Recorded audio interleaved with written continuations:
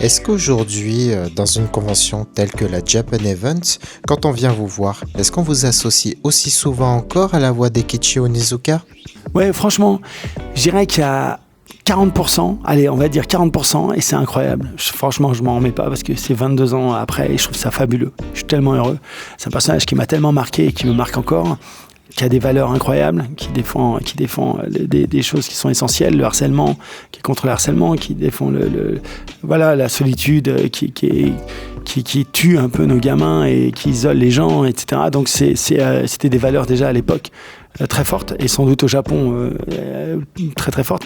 Et donc beaucoup d'ados ont grandi avec ma voix et j'ai fait peut-être pour certains, et c'est extraordinaire, office un peu de grand frère.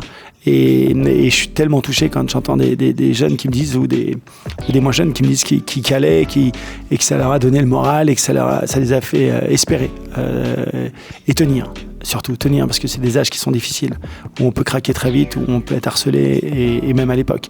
Donc Onizuka, personnage, je dirais, emblématique et principal. Mais aujourd'hui, on me parle beaucoup évidemment de Luigi dans Super Mario Bros.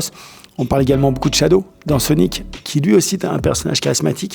Et puis après, on a Glenn dans Walking Dead, on a Teba dans Zelda, on a plein d'autres personnages. Mais je dirais qu'effectivement, et Charlie Day que j'adore, mais Onizuka, c'est un grand personnage.